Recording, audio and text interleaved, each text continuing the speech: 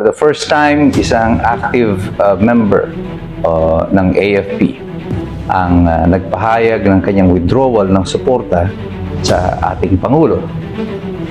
Si Colonel Orly Mungao is now the man of the hour. Malaki ang epekto nito sa moral ng maraming mga kasundaluhan. And I would imagine right now, Malacanang will be in panic. Very obvious na ang paghina ng Pangulo. The alliances that he built with the Dilaws and the Pinks and the Reds are now collapsing. Si Colonel Orly Mungao is now the man of the hour. Yan po ang pag-uusapan natin sa araw na ito. Ito po muli si Attorney Mike Operario. Kamakailan lang, ilang oras ang nakakaraan, nagpalabas ng pahayag. For the first time, isang active member ng AFP ang nagpahayag ng kanyang withdrawal ng suporta sa ating Pangulo. Maaaring siya ay isang tao lamang, pero malaki ang epekto nito sa moral ng maraming mga kasundaluhan. Ito po ay hindi kay Colonel Mungao nag-umpisa. Ang resistance ng mga men in uniform has started way back nung nagpakulong itong si Colonel Grijaldo kaysa piliin na siya ay yumukod sa pang-aabuso ng Quadcom. Pagkatapos yan, si Orly Gutesa, active dating Marine, ay nagpahayag ng kanyang nalalaman tungkol dito sa flood control, knowing the risk involved. And then now you have General Pokis na dating general or active retired general, kauna-unahan na inaresto na ex-military dito sa panahon ni Bongbong Marcos. And now you have someone in active duty who has expressed his disgust or mistrust to the government and the withdrawal of his support.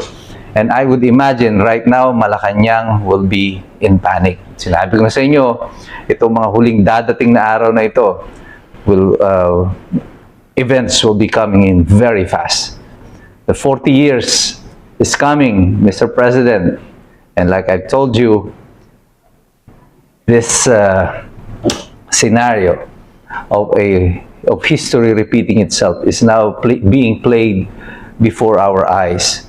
Makikita nyo na rin ito na very obvious na ang paghina ng Pangulo. The alliances that he built with the Dilaws and the Pinks, with the Reds are now collapsing. Kamakailan lamang binomba sa Mindoro, yung mga NPA at yung pumapalag itong mga naging temporary na kaalyado niya sa paggiba kay Sara Duterte. At ngayon ay nagrereklamo na sila at bakit binobomba yung kanilang mga kasamahan ng mga NPA doon sa Mindoro. And this is now creating friction. They are now threatening to expose the president. So, maagang nagigiba yung mga alliances na yan. Sinabi ko sa inyo, yung mga alyansa nito, temporary lang ito, naggagamitan lang sila. And now that their interests are at stake, kailangan na silang magsipalag laban sa isa't isa. Recently, Congressman De Lima, sumama kina Congressman Irice to file a case before the Supreme Court regarding the 2026 budget. Nagre-reklamo na sila Kiko Pangilinan. Slowly, binabanggit na yung pangalan nila Romualdez, nila Zaldico, binabanggit na ng mga Dilaw at mga Pink. And this means that the alliance is being disintegrated, nalulusaw na ito. At eventually, pag naramdaman na ng Pink na talagang pabagsak na si Bongbong Marcos, makikita nyo si Bongbong Marcos naman ang kanilang aatakihin. Realizing that it's possibly na magkaroon nga ng uprising similar to what happened in EDSA 1. And they don't want to be out of the picture. Gusto nila, they are well within the loop. Ayaw nilang fully mag-commit against kay Marcos today, but slowly, they're trying to create distance between them and Marcos kasi eventually, pag nag-aklas ang taong bayan ito, may mga taong sisisihin. Sinong sisisihin bukod kina Marcos? Yung mga nakipagsabwatan sa administrasyon na ito that made it possible for all of this robbery, this plunder of the nation to happen. Now, going back to this withdrawal of support, it is critical.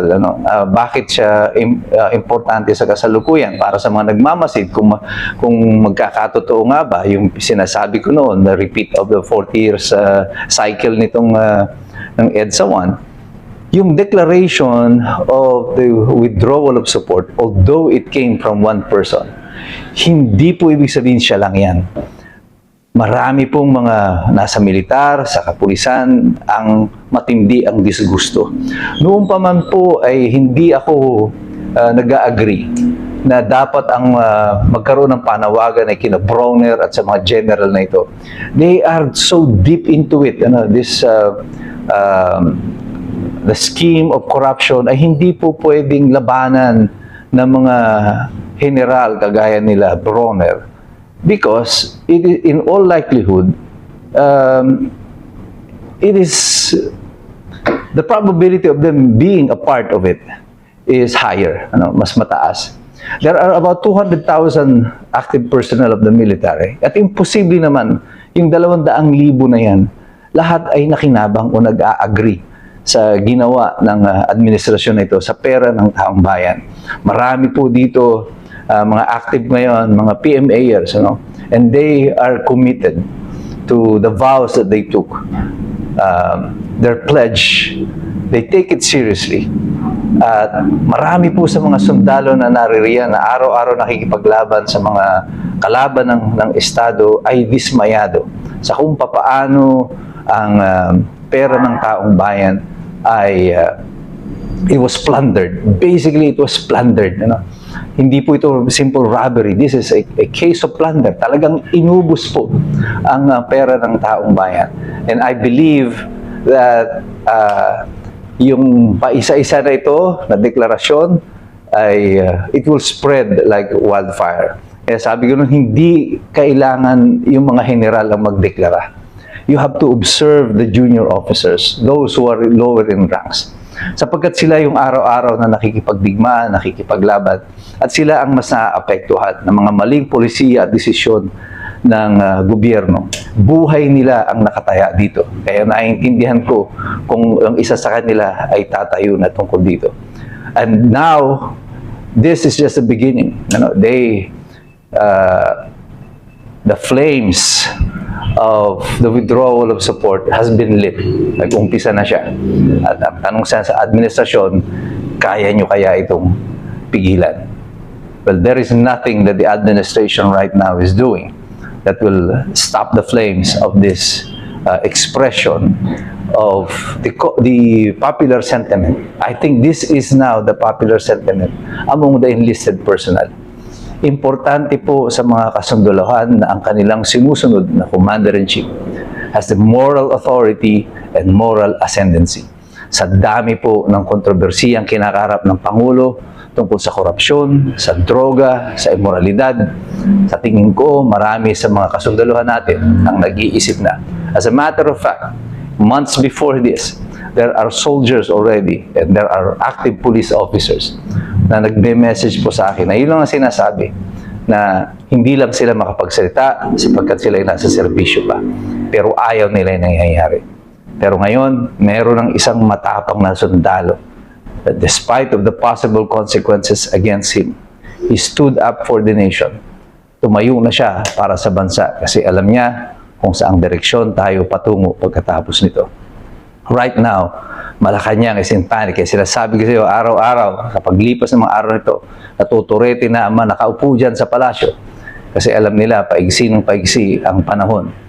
Pebrero 2026, ito ay malapit na. Maniningil ang kasaysayan at hindi nila ito mapipigilan sapagkat wala silang ginagawa upang pigilan ito. Pero tayong lahat, patuloy tayo dito.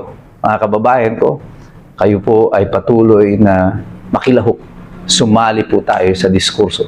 At sa ating pagsali na yan, patuloy tayong magsipag-aral sapagkat mahirap makialam ang taong walang alam. God bless you. God bless us all. Mabuhay ang Republika ng Pilipinas.